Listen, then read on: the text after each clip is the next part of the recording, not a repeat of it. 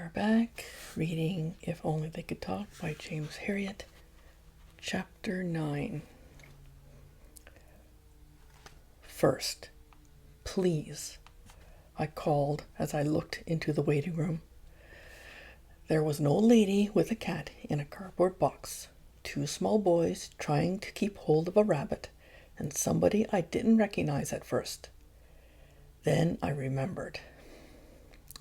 It was Soames. When it was his turn, he came into the surgery, but he was a vastly different character from the one I knew. He wore an ingratiating smile. His head bobbed up and down as he spoke. He radiated anxiety to please. And the most interesting thing was that his right eye was puffed and closed and surrounded by an extensive area of bluish-black flesh. "I hope you don't mind my coming to see you, Mr. Herriot," he said. "The fact is, I have resigned my position with his lordship and am looking for another post. I was wondering if you and Mr. Farnan would put in a word for me if you heard of anything."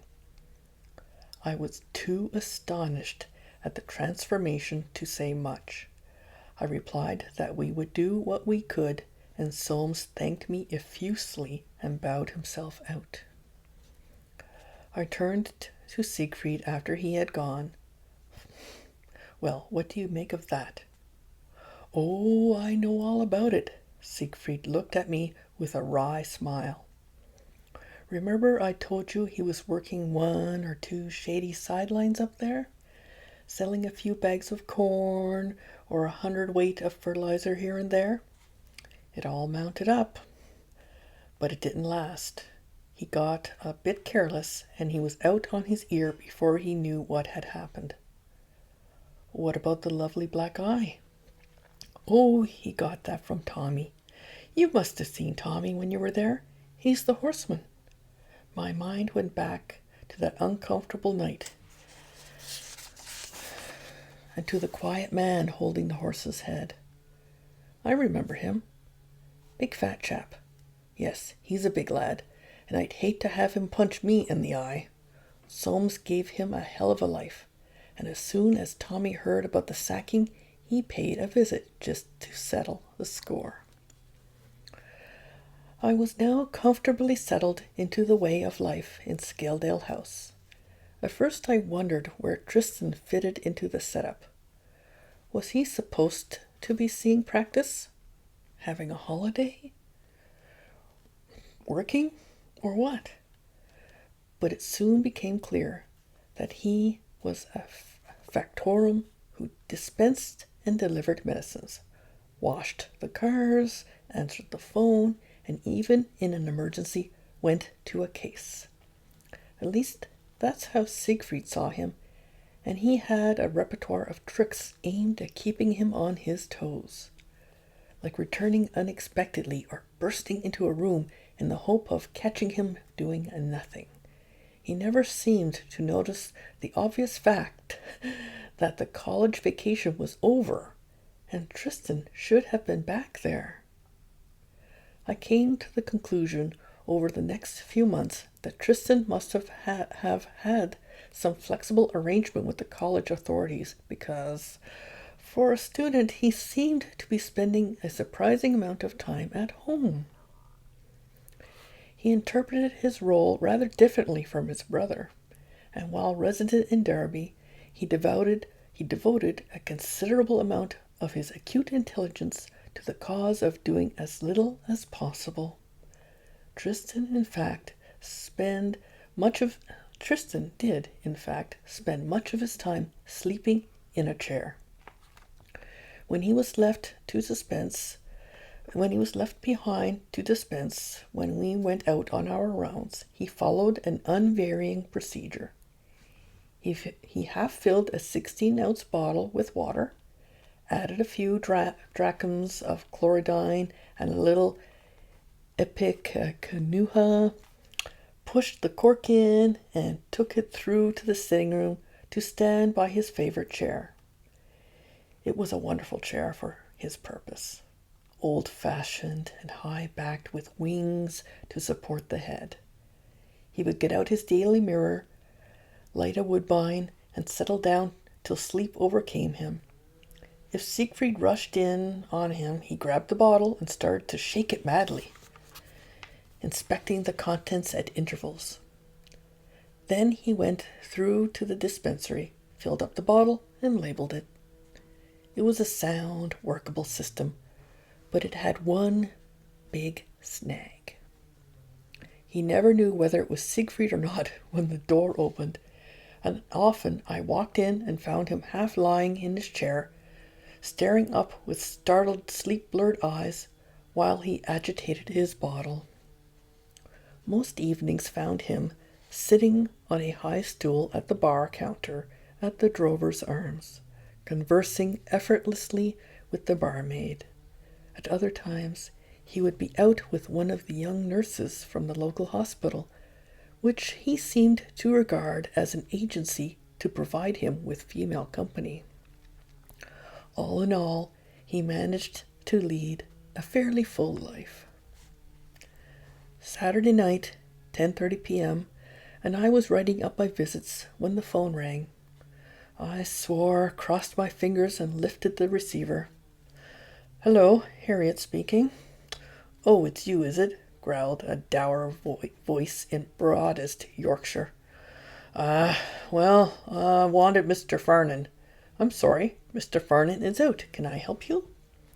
"Well, I hope so." "I'd far rather have your boss.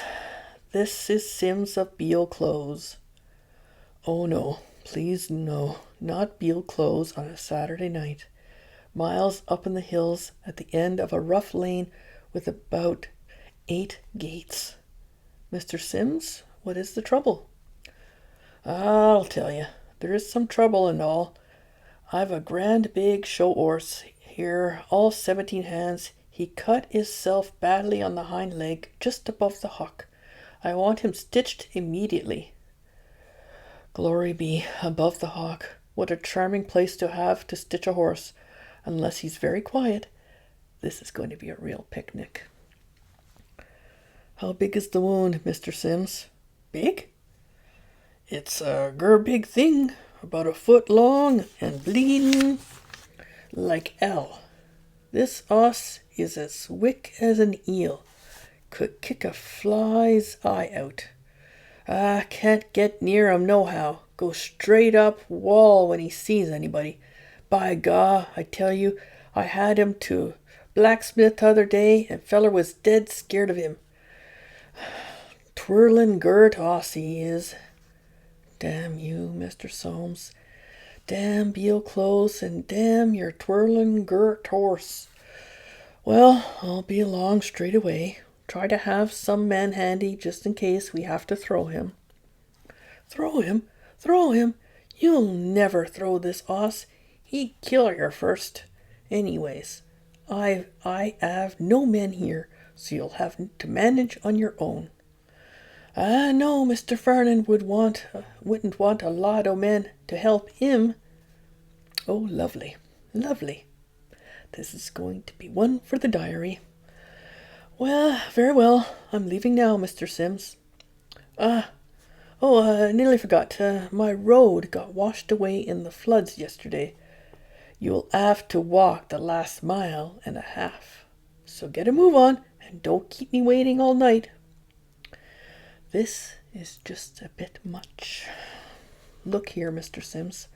I don't like your tone. I said I would leave now, and I will get there just as soon as I can." "You don't like my tone, eh? Well, I don't like useless young apprentices practicing on my good stock, and I don't want no cheek from you. You know nowt about tam job any road." That finally does it. Now, just listen to me, Sims. If it wasn't for the sake of the horse, I'd refuse to come out at all. Who do you think you are, anyway? If you ever try to speak to me like that again... Now, Jim, get a grip on yourself. Take it easy, old boy.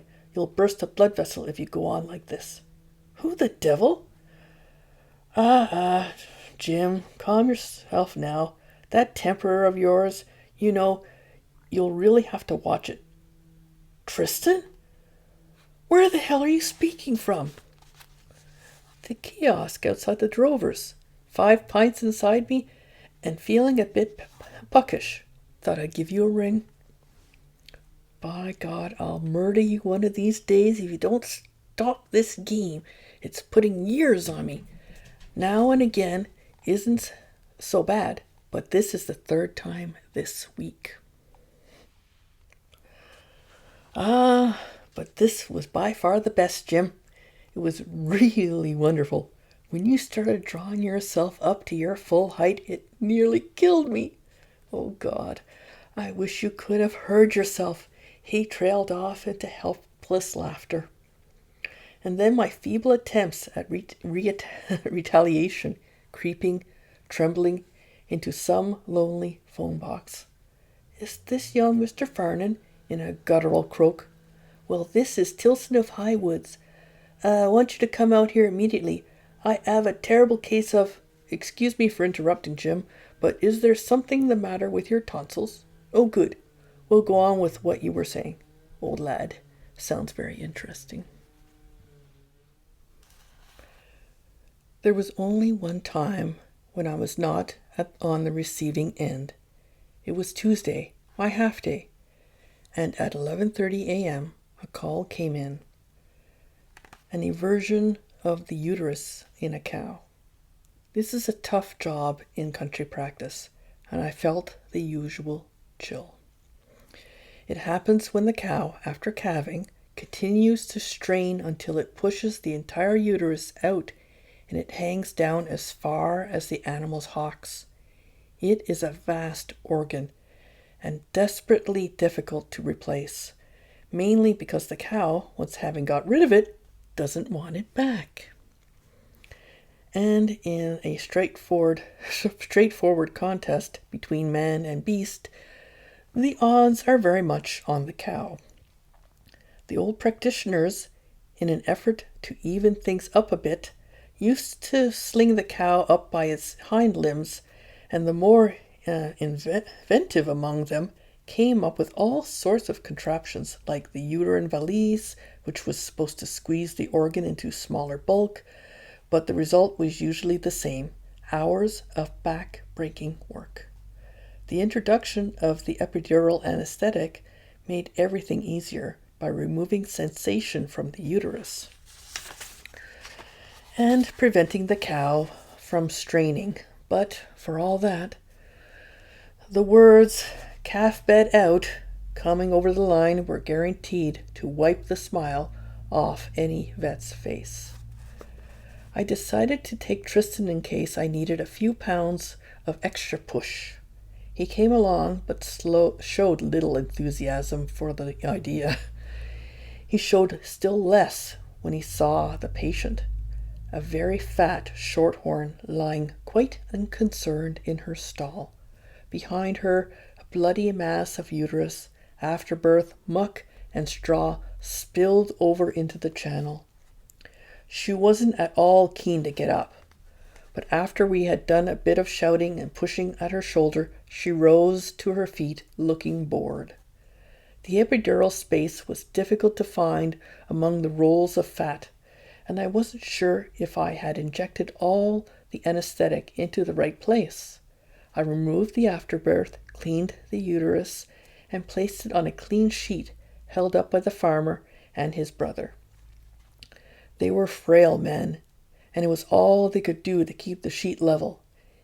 I wouldn't be able to count on them to help me much. I nodded to Tristan. We stripped off our shirts, tied clean sacks round our waists, and gathered the uterus in our arms. It was badly engorged and swollen, and it took us just an hour to get it back. There was a long spell at the beginning when we made no progress at all, and the whole idea of pushing the enormous organ through a small hole seemed ludicrous, like trying to thread a needle with a sausage. Then there was a few minutes when we thought we were doing famously, only to find we were feeding the thing down through a tear in the sheet.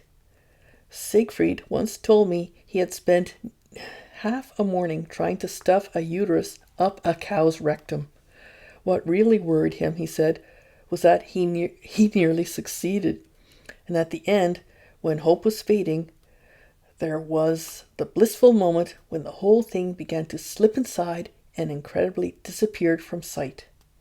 Somewhere halfway through, we both took a breather at the same time and stood panting, our faces almost touching. Tristan's cheeks were prettily patterned where a spouting artery had sprayed him. I was able to look deep into his eyes, and I read there a deep distaste for the whole business. Lathering myself in the bucket and feeling the ache in my shoulders and back, I looked over at Tristan. He was pulling his shirt over his head as though it cost him the last of his strength. The cow, chewing contentedly at a mouthful of hay, had come best out of the affair. Out in the car, Tristan groaned. I'm sure that sort of thing isn't good for me.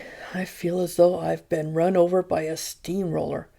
Hell, what a life this is at times. After lunch, I rose from the table. I'm off to Broughton now, Tris, and I think I'd better mention that you may not have seen the last of that cow. These bad cases sometimes reoccur, and there's a chance that that little lot may come out again. If it does, it's all yours, because Siegfried won't be back for hours, and nothing is going to stop me from having my half day. For once, Tristan's sense of humor failed him. He became haggard. He seemed to age suddenly. Oh God, he moaned. Don't even talk about it. I'm all in. Another session like that would kill me. And on my own, it would be the end of me, I tell you. Ah, well, I says sadistically, try not to worry. It may never happen. It was when I saw the phone box about 10 miles along Broughton Road that the thought struck me. I slowed down and got out of the car. I wonder, I muttered, I wonder if I could do it just once. Inside the box, inspiration was strong in me. I wrapped my handkerchief over the mouthpiece, dialed the practice number, and when I heard Tristan on the line, I shouted at the top of my voice, Are you the young feller that put our cow's half-calf bed back this morning? Yes, I'm one of them, Tristan. Tension sprang into Tristan's voice. Why, is there something wrong?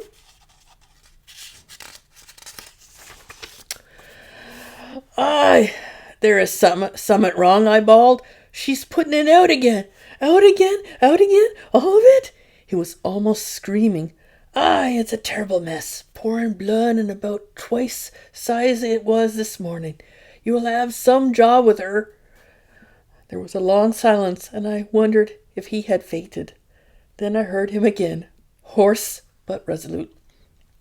Very well, I'll come straight away. There is another pause. Then he spoke again, almost in a whisper. Is it out completely? I broke down then. There was a wistful quality about the words which defeated me, a hint of wild hope that the farmer may have been exaggerating, and that there might be only a tiny piece peeping out. I began to laugh. I would have liked to toy with my victim a little longer, but it was impossible.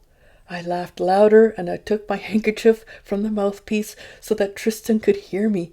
I listened for a few seconds to the frenzied swearing at the other end, and then gently replaced the receiver. It would probably never happen again, but it was sweet, very sweet. Chapter 10. You want Mr. Harriot?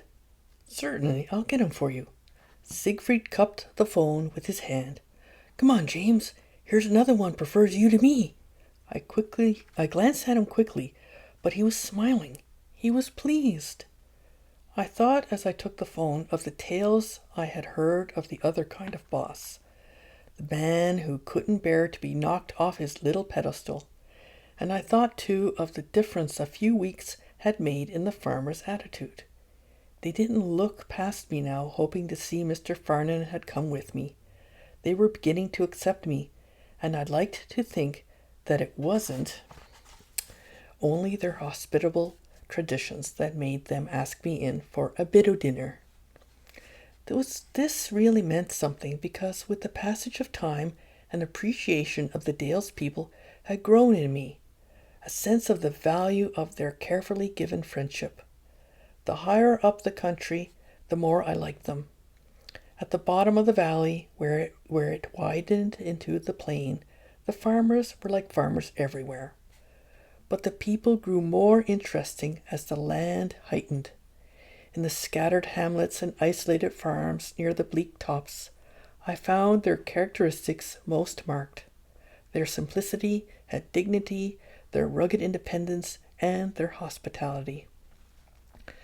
This Sunday morning, it was the Bellerbys, and they lived at the top of Haldon, a little valley branching off the main dale. My car bumped and rattled over the last rough mile of an earth road with the tops of boulders sticking up every few yards.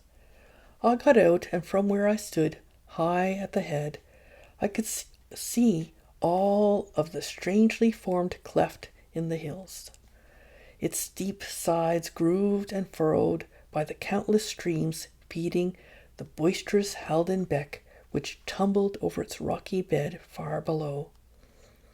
Down there were trees and some cultivated fields, but immediately behind me the wild country came crowding in on the bowl where the farmhouse lay. Halston Pike, Alstang, Burnside, the huge fells with their barbarous names were very near. Up here, the trappings of civilization seemed far away. The farm buildings had been built massively of stone hundreds of years ago, with the simple object of sheltering the animals.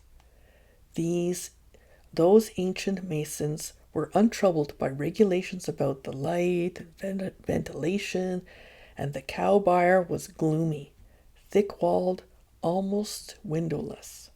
The floor was broken and pitted, and rotting wooden partitions separated the cows from each other. I went in, groping my way until my eyes grew accustomed to the dim light.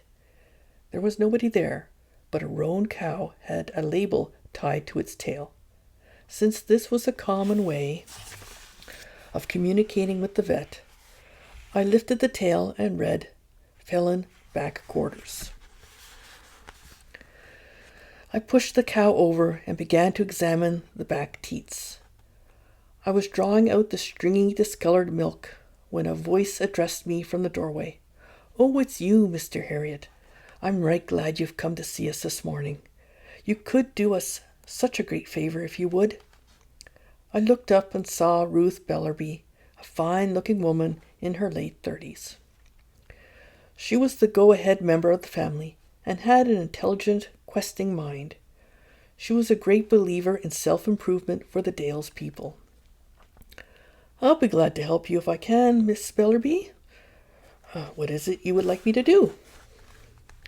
"Well, Mr. Harriet, you know they are putting on the Messiah at Darrowby Church this afternoon, and we did badly want to go. But it's such a job getting the pony and trap ready, and it's so slow. If you could give us a lift down in your car, I know we'd be able to get a ride back. It would be such a help." "Of course I'll run you down," I replied. "I'll be delighted to do it. I'm going myself, as a matter of fact. You don't get many chances to hear good music in Darrowby." It was good to have a chance to help these kindly people. I had always marveled at the Bellerbys. They seemed to me to be survivors from another age, and their world had a timeless quality. They were never in a hurry.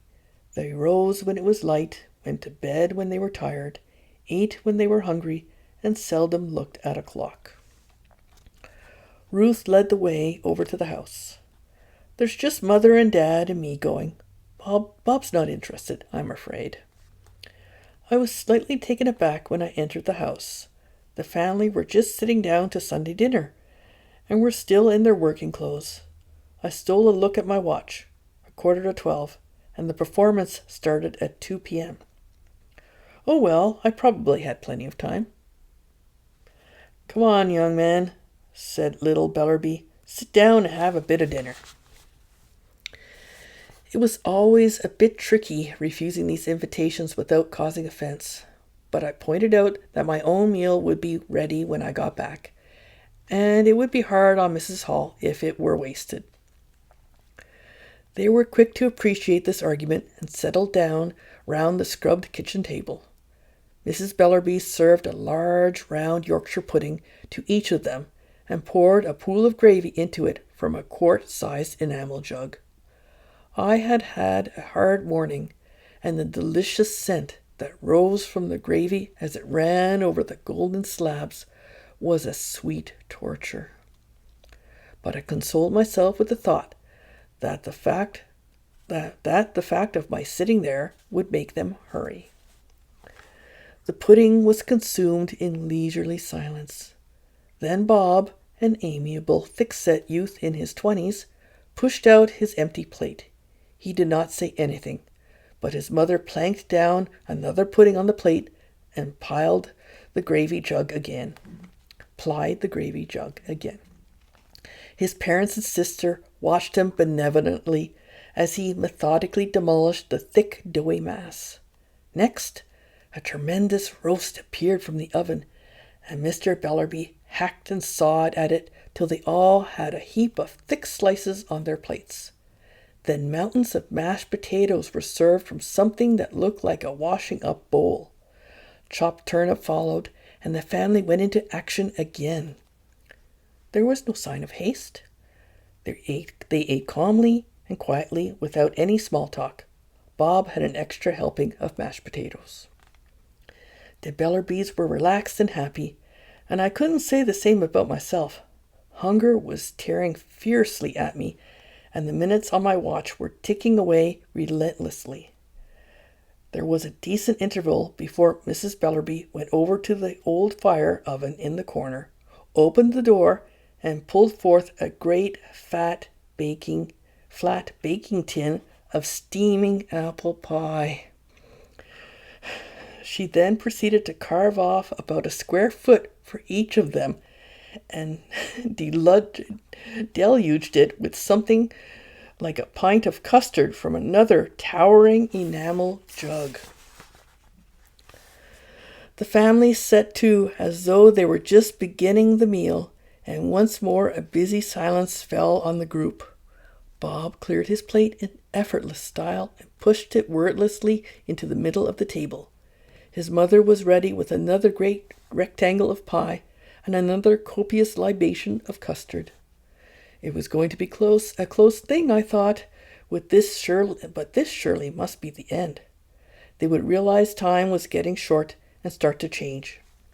But to my consternation, Mrs. Bellerby moved slowly over to the fire and put the kettle on, while her husband and Bob pushed their chairs back and stretched out their legs. They both wore corduroy breeches with the lacing undone, and on their feet were enormous hobnailed boots.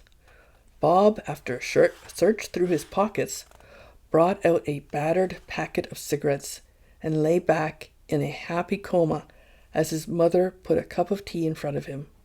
Mr. Bellerby produced a clasp knife and began to cut up some plug tobacco for his pipe. As they rearranged themselves round the table and began to slowly sip the hot tea, I found I had started to exhibit all the classical symptoms of tension: pounding pulse, tightly clenched jaws, and the beginning of a headache. After a second cup of tea, there were signs of activity. Mr. Bellerby rose with a groan, scratched his shirt front, and stretched luxuriously. "Well, young man, we'll just have a bit of a wash and get changed. Bob'll stay and talk to you. He's not coming with us." There was a lot of splashing and sputtering in the big stone sink at the far end of the kitchen as they made their ablutions. Then they disappeared upstairs. I was greatly relieved to find that it didn't take long for them to change. Mr. Bellerby was down very soon, transformed in appearance by a stiff and shiny suit of navy blue serge with a faint greenish tinge.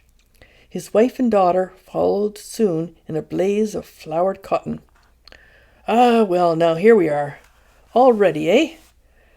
There was a note of hysteria in my heartiness. "Right, then off we go, after you, ladies." But Ruth did not move. She was pulling on a pair of white gloves and looking at her brother sprawled in his chair. "You know, Bob, you're nowt but a disgrace," she burst out. "Here we are, going off to hear this lovely music, and you're lying there in your muck, not caring. You've no interest in culture at all. You care no more about bettering yourself than one of them bullocks out there." Bob stirred uneasily under this sudden attack, but there was more to come. Ruth stamped her foot. "Really, it makes my blood boil to look at you, and I know we won't be right out of the door before you're asleep. Aye, snoring there all afternoon like a pig." She swung round to Mrs. Bellerby. "Mother, I've made up my mind. I'm not going to leave him snoring here. He's got to come with us." I felt a great sweat start out on my brow. I began to babble. "But don't you think perhaps might be just a little late? Starts at 2 o'clock. My lunch." But my words were utterly lost. Ruth had the bit properly between her teeth. "Get up out of there, Bob. Get up this minute and get dressed." She shut her mouth tightly and thrust out her lower jaw. She was too much for Bob. Although an impressive eater, he didn't seem to have much mind of his own. He mumbled sulkily and shuffled over to the sink. He took off his shirt, and they all sat down and watched as he lathered his torso with a large block of white Windsor and sluiced his head and neck by working the pump handle by the side of the sink. The family regarded him happily, pleased that he was coming with them, and content in the knowledge that it would be good for him.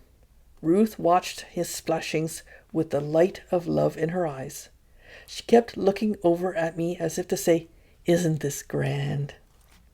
For my part, I was only just stopping myself from tearing out my hair in great handfuls. A compulsion to leap up and pace the floor, to scream at the top of my voice, showed that I was nearing the end of my tether.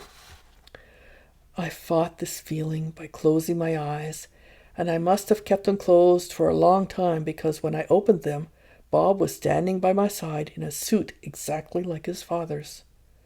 I could never remember much about that ride to Derby. I had only a vague recollection of the car hurtling down the stony track at 40 miles an hour, of myself staring straight ahead with protruding eyes, and the family tightly packed, but cheerful, thoroughly enjoying the ride. Even the imperturbable Mrs. Hall was a little tight-lipped as I shot into the house at 10 to 2 and out again at 2 after bolting her good food. I was late for the Messiah.